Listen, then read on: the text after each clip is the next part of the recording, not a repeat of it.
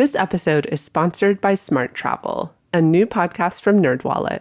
From choosing the right travel card to dodging hidden fees, Smart Travel helps your money go further, literally.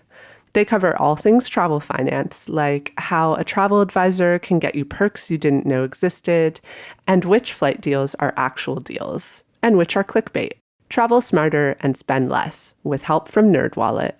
Follow Smart Travel wherever you get your podcasts. This is a Voyescape podcast.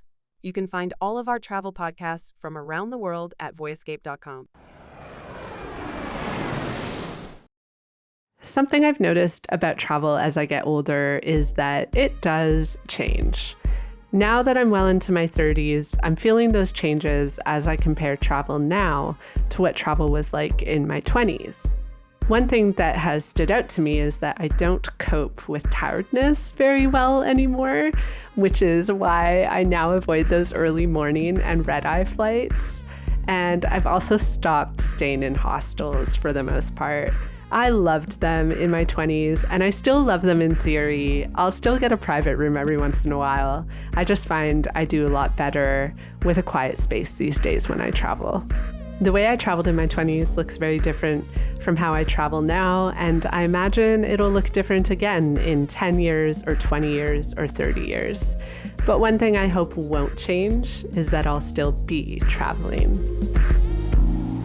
That's why I'm excited to talk today with Cary Lowe and Trish Lowe. Cary is the author of the book On Two Legs and Three Wheels.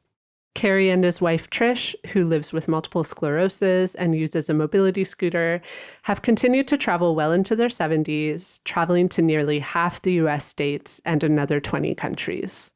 Today, I'm chatting with them about the realities of disabled and elderly travel, what it takes to plan accessible trips, and how travel can remain rewarding even as our bodies and circumstances evolve.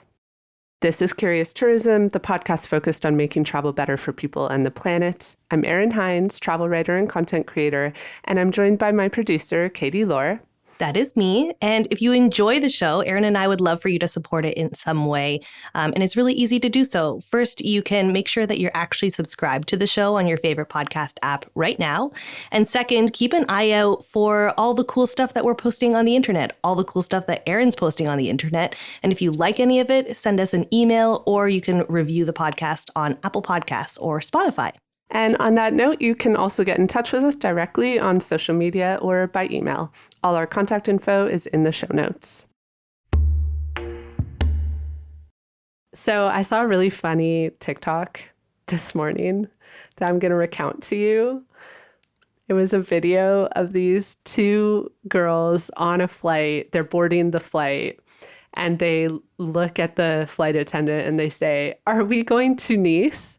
And the flight attendant looks at them and she says, Tunis, Tunisia. They had gone to a gate agent and asked for a flight to Nice. And the gate agent misheard them and booked them onto a flight to Tunis, Tunisia.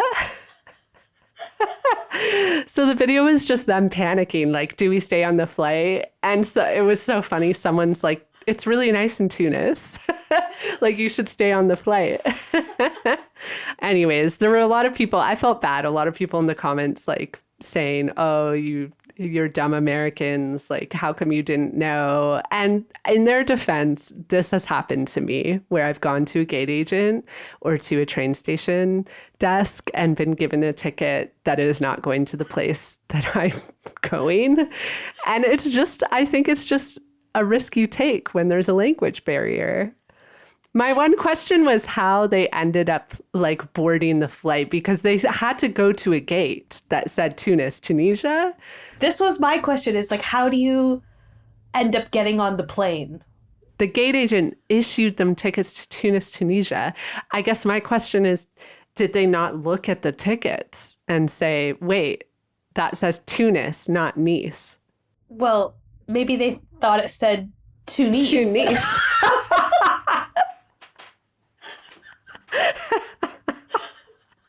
Honestly, what a simple mistake.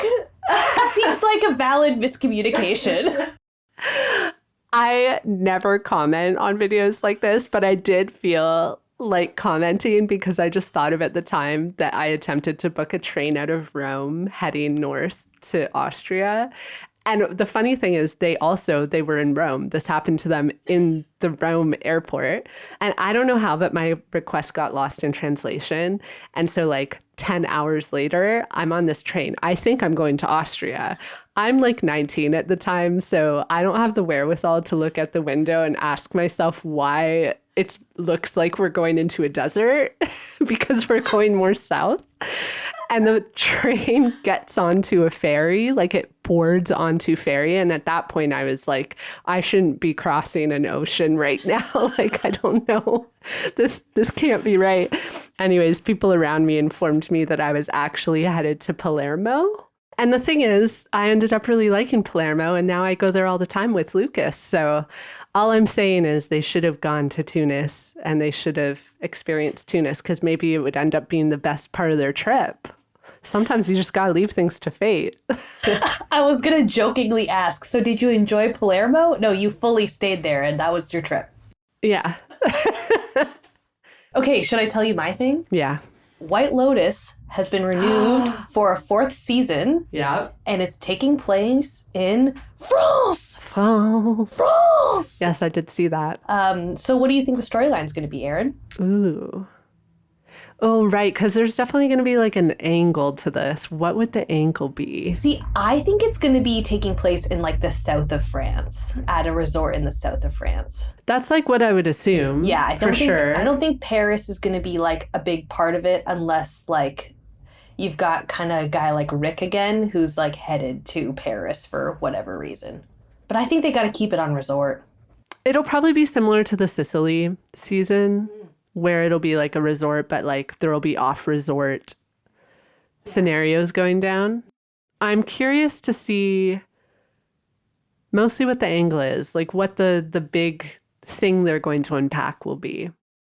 There's nothing like stands out to me specifically about France to unpack.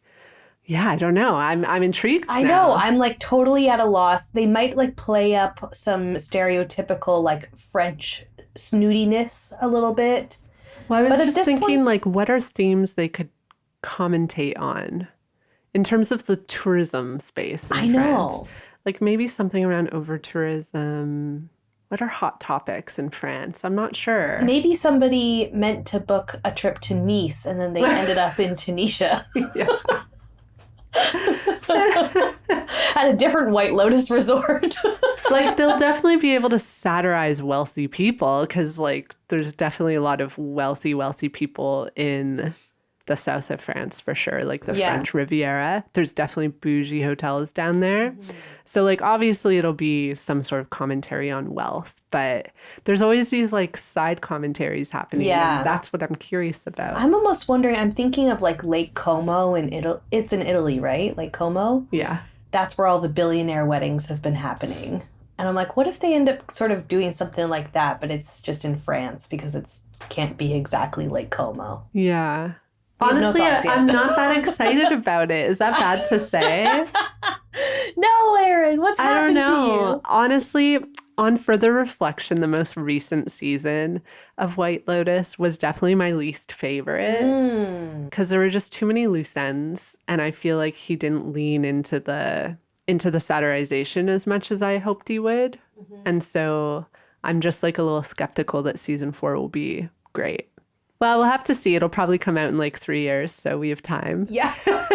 Let's continue ruminating. Hi, Cary. Hi, Trish. Could you start by telling us a little bit about yourselves?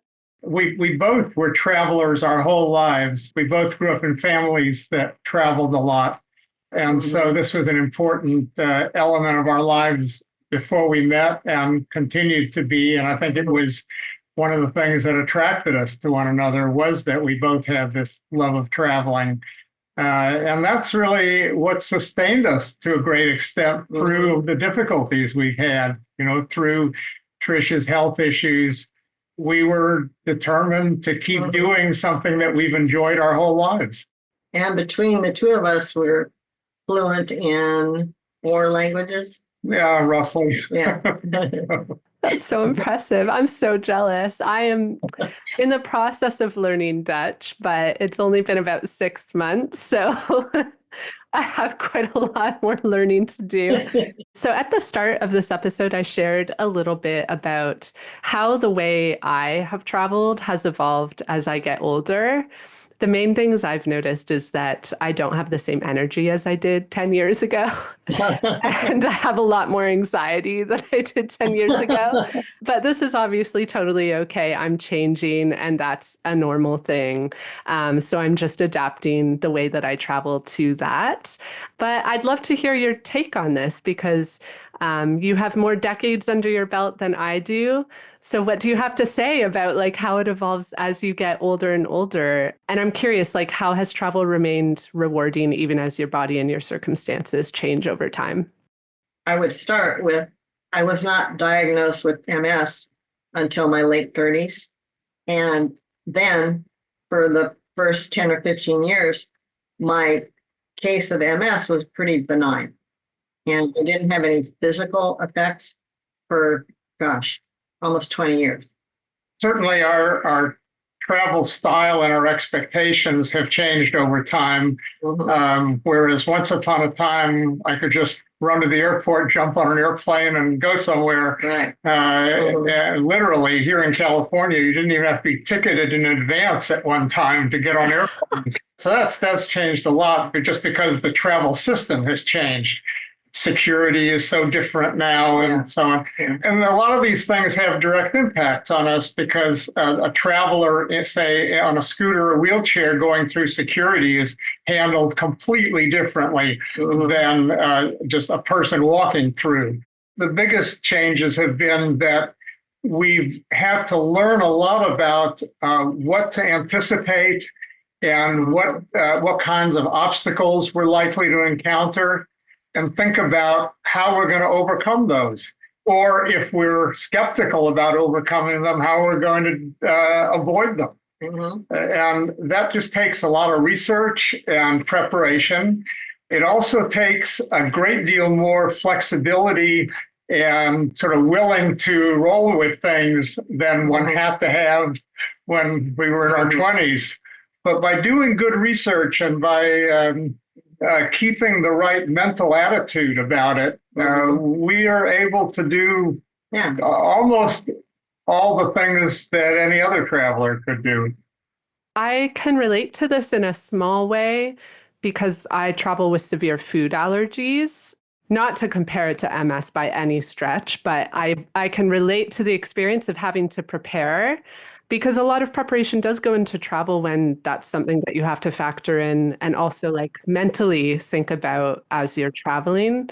And as I've gotten older and I've become more adventurous with the places that I go, it's become even more prominent that I have to prepare because in some parts of the world, like people aren't aware of food allergies or peanuts are used like quite a lot in the cooking. And so I have actually found as I get older, it's more of a consideration. So yeah, I can relate to that piece about having to do the preparation and sort of like know ahead of time what those obstacles will be. But I wanted to talk a little bit first about MS, just in case anyone listening isn't aware. MS is a chronic disease that affects the central nervous system by disrupting communication between the brain and the rest of the body. So from what I read, it's unpredictable and progressive with symptoms that can include muscle weakness, problems with balance and coordination, numbness, vision changes, and in some cases, loss of mobility over time. So Trish, could you tell us a bit about when you started experiencing the symptoms and how you came to the decision together that you would navigate this and continue to travel and live the life that you wanted to live, even with these new considerations to face? I was first diagnosed when I was 37 because of what they call invisible symptoms. I would get numbness in my right hand or some effects on my vision. Little things like that, balance. So they call it invisible symptoms because it's not obvious. And I was in a very public life. I was on a board that was on television all the time. But initially, I just could kind of claim, well, I had a bad knee. And it wasn't until I don't know, maybe 20 years after I was diagnosed, that I started to have visible symptoms. My legs became less and less, I say, cooperative. Then I started having use more mobility devices. And now I'm using what they call a power wheelchair, basically an electric wheelchair. And while it's wonderful for traveling, what we found out is that you can't take it on an airplane. So then we have to adjust. What am I going to use? I'll use a scooter when we travel. So, some adjustments that you need to make. I think an important factor is patience. We've had people be absolutely incredibly helpful. I mean, in places that, like Paris, people go, oh my God, Paris is awful. No, we found it to be absolutely wonderful. Every single person we encountered wanted to help. It was great. You stay pleasant, you're cooperative, you're patient, you're polite. And I'd say that's been the case pretty much everywhere we've gone, whether it was around Europe or Caribbean islands or in the Arctic, you name it. We have always found people who were not only willing to be helpful, but would really go the extra mile to be that helpful. Trish mentioned Paris. We had a couple of experiences there where, we couldn't ride the subways because the metro doesn't have elevators at all stations. So you didn't want to get stuck down there. So we took city buses, which were great because they all had wheelchair ramps. But one bus we tried to get on, the ramp wouldn't deploy. So what happened? There were 4 guys, some kind of city workers, standing there. Big guys. Yeah, big guys. They got off the bus, lifted up Trish on her scooter, my scooter, the whole thing. Carried her onto the bus, and 3 stops later, carried her back off. Things like that, they make a travel experience, that interaction with people, that good feeling that comes from that kind of interaction really augments the joy of travel tremendously. Yeah, I agree. It's definitely been my experience that the small acts of kindness you experience, even when there's like a language barrier, those are some of my most prominent travel memories. It's not the landmarks that I saw. It's just those very everyday interactions, and they're often rooted in people's kindness. They just leave such an impression on you. It's funny too, because so many people have a bad review of Paris. So I'm happy to hear this counter review. The other aspect of that is that some countries, many countries actually, are going to considerable lengths to make themselves more accessible. Some better than others. Right. They're trying. You'll find that a lot of countries have websites now devoted to accessibility because they're trying to promote travel among older people, especially because they know that these are people that are likely to have the time to travel and look for new adventures and so on. And we'll have the time and the resources. Yeah, exactly. So there's that aspect of it, but there's also the things you mentioned, small kindnesses, things that they do to make it a more hospitable environment for disabled or older visitors. Going back to Paris again for a minute, the Eiffel Tower, is a huge attraction. There's lines a mile long for people waiting to go up the elevators to go in there. So we get there, start to get in the line. A guide runs over to us and says, "Oh no, you don't need tickets. You don't need to stand in line. Follow me." And they just take us to an elevator dedicated for dignitaries and disabled people. Right. And as we're going to it and we're passing this mile-long line of people, I'm looking at So things like that. We didn't even ask for help. They already had a policy in place that assisted people like us. Right. Yeah. And we found that at museums and other public places. Not everywhere. There are some places where they didn't have such, they hadn't gone to those lengths yet. Maybe they will eventually. But more and more places we find are really trying to be hospitable in that respect. And it's hard in older cities, especially where you've got buildings and streets and things that are centuries old. And they just weren't, cobblestone streets aren't great for wheelchairs or scooters, or even for people on a cane or a walker. But they look for ways to accommodate people that have special needs. Hearing you mentioned that you're noticing some places around the world are clearly investing in this, especially because, like you mentioned, they see a market. What are some of these places? I'm curious to hear if there's any specific ones on your radar that you've been interested in going to specifically for that reason. Well, we research places, as we get interested in going to them. So I'll give you an example of a couple of different experiences we had. We wanted to go to Slovenia. We researched Slovenia, and they had a website dedicated to accessibility. But it was funny because they said on their website, "Please be patient with us. We're trying very hard to become more accessible, but we're still working on it." It's on their website. And so they were very candid about it. And we found an accessible hotel, but it turned out, even though the room was accessible in most respects, the bathroom was not so much, but they tried really hard. And so we appreciated that they did the best they could in retrofitting an old building. But counterpoint, we've traveled to a number of Caribbean islands, and the one that comes to mind is Curacao, where it's a popular cruise ship stop. And so right at the waterfront, things are fairly accessible. There's ramps and there's curb cuts and things, but you get one block away and there's nothing. And we didn't see, frankly, when we travel, we rarely see other disabled people out and about because so many places are not very hospitable to them. It's extremely rare for us to see another scooter or wheelchair out and about.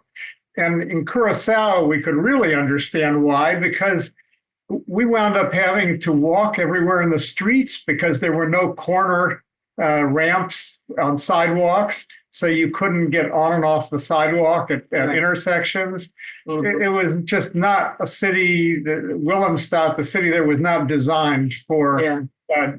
It's interesting you mentioned this about the street specifically because I was on a walking tour in London in the UK just earlier this year, and someone on the tour with me was using a mobility scooter.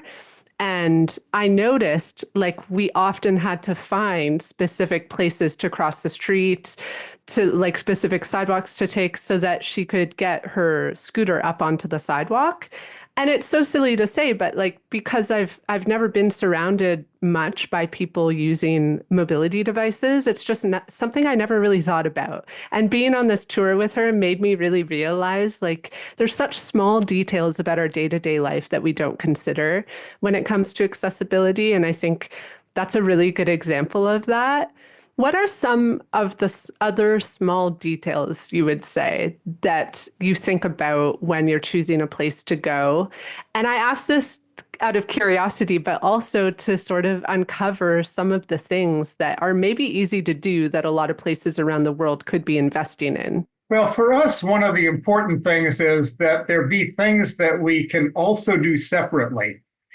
Right. And that's important, I think, for any couple traveling together, that you don't have to do every single thing every minute of the day together. Right. But then where there are things that we can do together afterwards. So I come back from diving, we eat lunch, and then we have a rental car and we go explore the island. Sometimes those are surprisingly accessible things. Just as an example, on the island of Dominica, great scuba diving. Also, it's a very beautiful jungle island, waterfalls and rivers and things. a guide that we had hired suggested that maybe we would like to take a boat ride up this river into the jungle.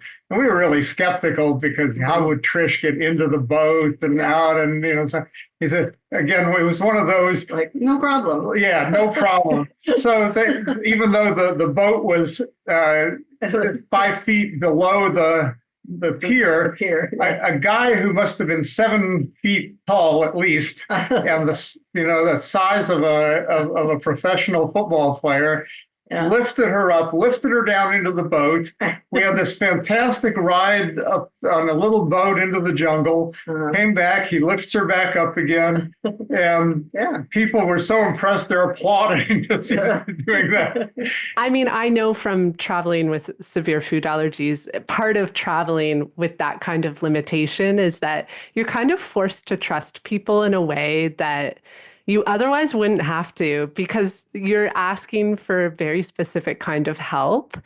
Because like we said earlier, it's one of those takeaways from travel, right? Is that most of the people on this planet are good people. And when you travel, you can really start to see that. And it sounds like being able to make travel possible just in general for you two, despite the challenges, is making travel extra special because you have all these like special experiences to share that have happened.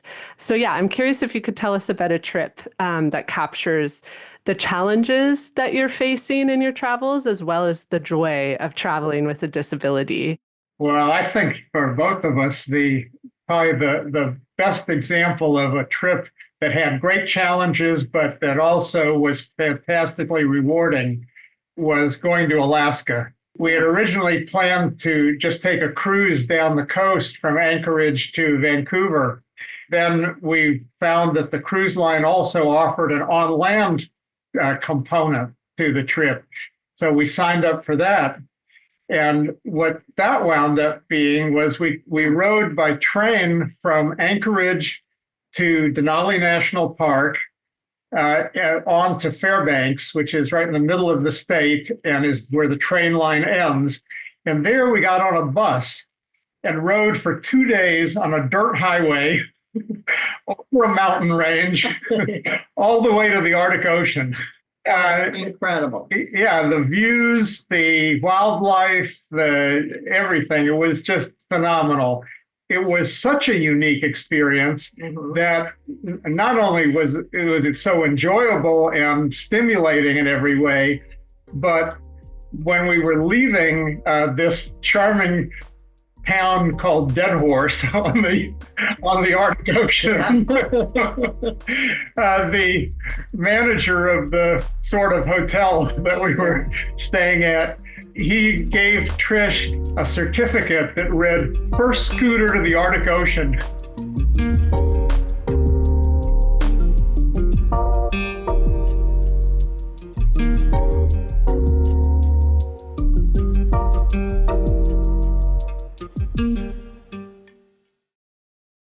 Yeah, we were curious to ask you about your perspective on cruises, because we do see a lot of scrutiny around cruises, because I'm sure both of you are well aware, they do bring large amounts of people to small ports that are sometimes overwhelmed with the volume of people. There's obviously environmental impacts as well with cruise ships. But one of the defenses of cruise ships that I think is a really important one is that it's a very accessible way to travel.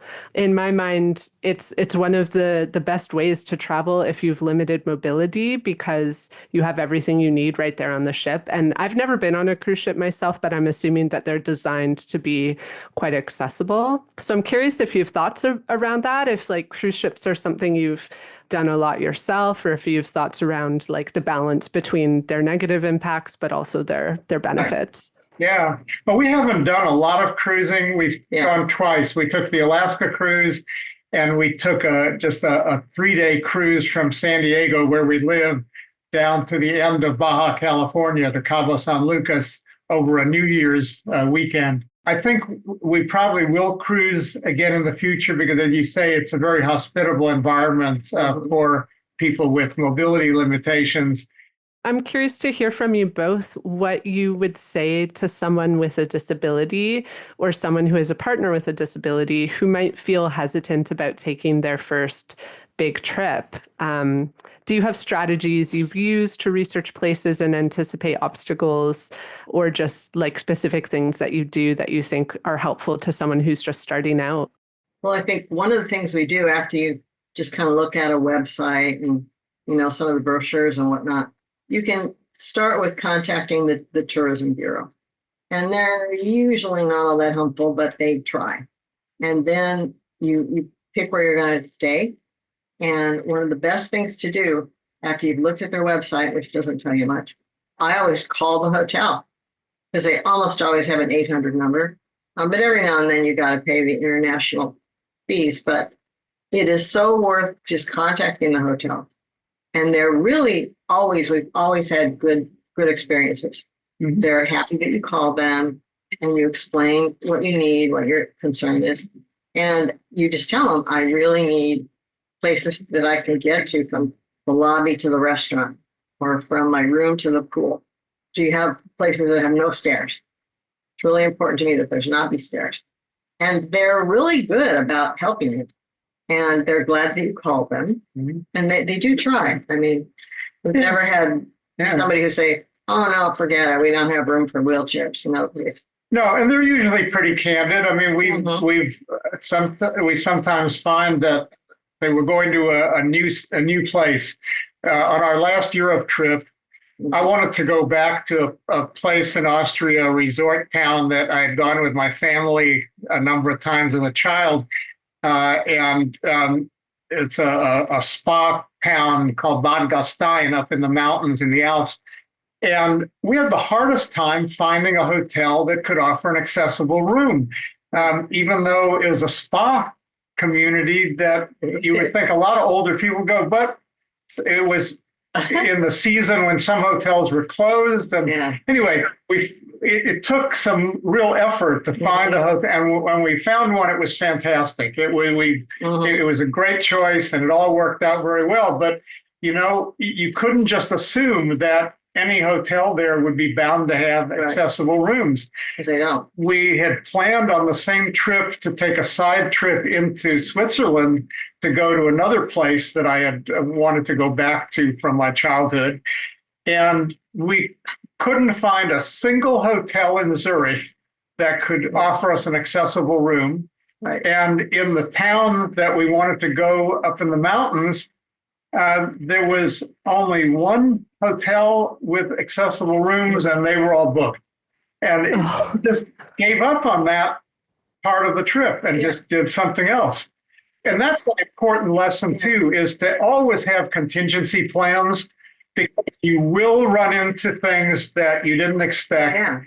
You will find that a place you thought you could go, you can't, or that a place or it's closed, or it turns out that there's stairs when they said there weren't any, or whatever. And so have an alternate plan. Don't get upset. Don't get frustrated. Just have contingency plans, roll with it, and go and have a good time doing something else. I guess it's very much about being adaptable and being willing to just accept that things aren't going the way that you thought they would, and being open to just finding another path. Sometimes when I tell people about the lengths I sometimes have to go to travel, especially in Southeast Asia with my severe allergies, people look at me with a look of horror. And they're just how do you do this? How is that enjoyable? And I always tell them, it sounds really hard because it is, but you get used to it. It's your normal, and you realize that it's worth having the experience, even if it's not going to be the same experience that everyone else has. Do I get to eat local food every place that I go? Typically not. Food is just not part of the travel experience for me. And accepting that was important, and I did, and I moved on, and I enjoy travel for other reasons. Well, and sometimes even when you don't think you can have the same experience that everyone else has, there are ways to do it. I'll give you a great example. We were on the island of Grand Cayman, and the scuba diving group that I'd been diving with for a few days said, well, tomorrow we're going to go to this place where stingrays gather on the ocean bottom. And the guy said, do you think your wife would like to try that? And I said, I don't think she, it seems a little overambitious. And he said, well, if she has dived, you mentioned she had dived once before, Mhm. we can help her get into the water and we'll get her down there. And they did.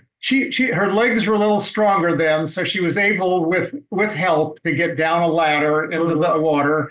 They got her scuba gear onto her in the water. She drops down, maybe 25 feet, 30 feet like that, to a sand bottom where the other divers are all in a circle. And so we join the circle and the stingrays start showing up and they start swimming all around us. And they especially start swimming around her. Yeah. Which the guide, the dive master later said he had observed that once before with a disabled diver, that it was like the rays had some kind of an affinity for, they could detect something about her that was, that attracted them. So she was able to have this exact same unique experience as all the other people in the group, something she never would have expected to be able to do. Right. And then, when it was over, got her back onto the boat and it all worked out. Well, you've both been traveling well into your 70s. Could you tell me a bit about how your relationship to travel has changed as you've gotten older? I guess when we've traveled, I don't mean to be impolite, but we never really thought of ourselves as older travelers. Yeah. Because we've always traveled and that's, just what we do. And we never felt like people were trying to be nice to us, because we're older. But I think that's the point that, if you're younger and you already like traveling, keep traveling. That's the best thing you can do. Right. That's the best advice we can give you is have it remain an important element in your life. Because frankly, we haven't changed the kinds of destinations we go to or the activities we engage in based on our age. Now, at some point that may become necessary, but we're still, Trish's mobility issues notwithstanding, we're still vital enough in our 70s that I can keep scuba diving. She can keep running around towns on her scooter or wheelchair. I mean, we haven't changed our method of traveling in 25 years of doing this together. Mm-hmm. There will come a time, I suppose, when we'll have to concede something to age, but it doesn't have to be anytime soon, I hope. I mean, I'm not trying to get people to do things that they're not physically able to do.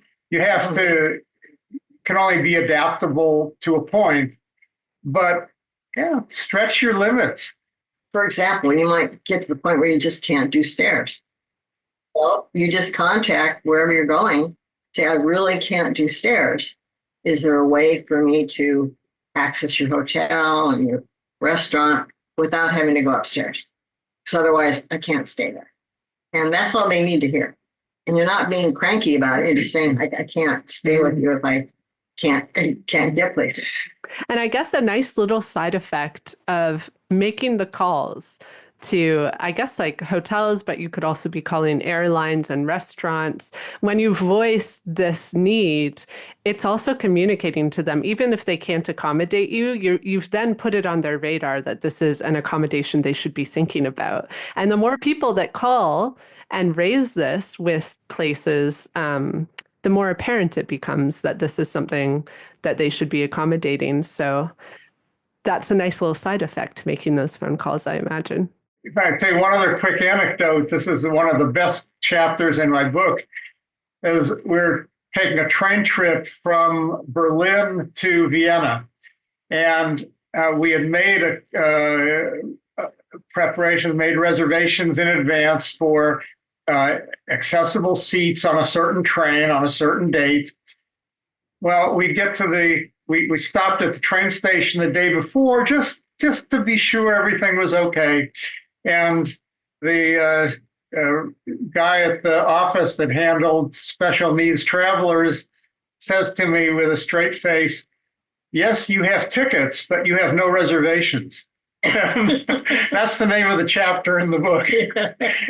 We didn't know what to do. We didn't know what to say. What do you say to that? Right. But he explained that for some reason, even though, yes, we had tickets, they were for a first-class car on this train, but there was no first-class car on this train. And nobody had made reservations for the specific seats. And now it was too close to the time of our travel to do that anymore. Right. And so we just prevailed on him to do what he could. And he, again, he was somebody who could have just said, "Sorry, I can't help you. It's too late." No, instead, he went to work and he did as much as he could do. He said, "I think it's okay, but come back in the morning and go to, tell us where to go." And we get there. And of course, once again, nobody knows anything about it. Right. They take me back up to the same office as the previous day, and nobody knows what to do because they have no record of it. Right. At the last moment, it was like the train is boarding. Was that where the woman came running up to you? This woman comes running in, literally running in, hands a piece of paper to the woman who's helping me or trying to, and she looks at it and she looks up and says, "Lowe? You are Lowe?" I goes, "Yeah." Everything is good.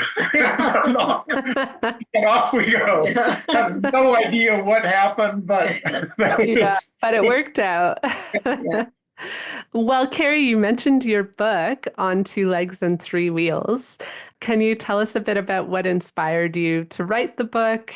Was there a specific moment where you realized that these stories needed to be shared more widely? Sure. Well, I've been writing for a long time, but most of my writing had been essay writing. I've published a lot of essays in newspapers, but mostly political or environmental.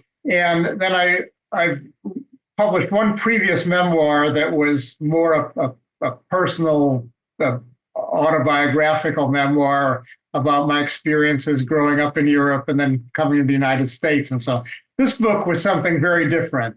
And it started out as a series of standalone travel stories that I thought would be interesting to share with people and perhaps publish as individual stories. But after writing a few of them, I thought, I'm writing so many of these and there's so many more I could write. Maybe I can turn this into a book. And so I started to string them together so that they were chronological. And over a couple of years, I wrote the 24 stories that comprise the book about 24 different travel adventures, starting with the very first thing that Trish and I did together, which was a hiking trip out in the desert in California, and concluding with our most recent trip to Europe 2 years ago. So far, good reactions, good responses to it, good reviews. It's only been out now for a few months, so still promoting it and appreciate being on podcasts like this. And probably will write more travel stories in the future that maybe I'll do a augmented second edition with some additional stories in it. It's a couple of years down the road. Well, thank you both so much for joining us on the show and sharing your experiences. It's been a pleasure to chat with you.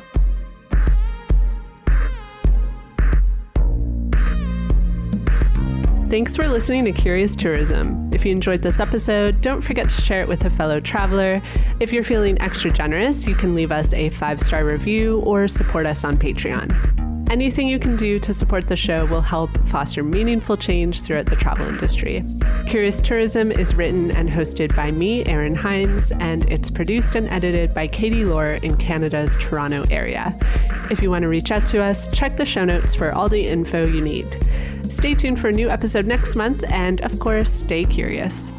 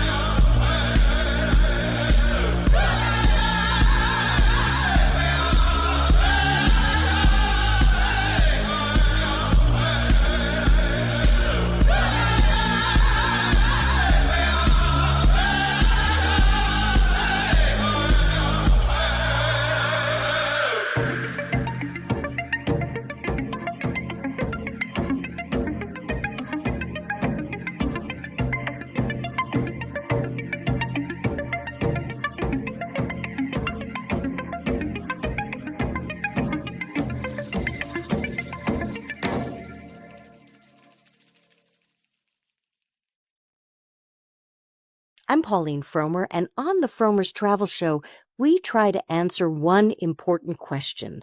What's really worth knowing in travel today? From engaging destinations to ways to travel better, save more, and see deeper, and conversations with some of the smartest people in travel, from Samantha Brown to Andrew McCarthy. New episodes weekly on voyescape.com and wherever you get your podcasts.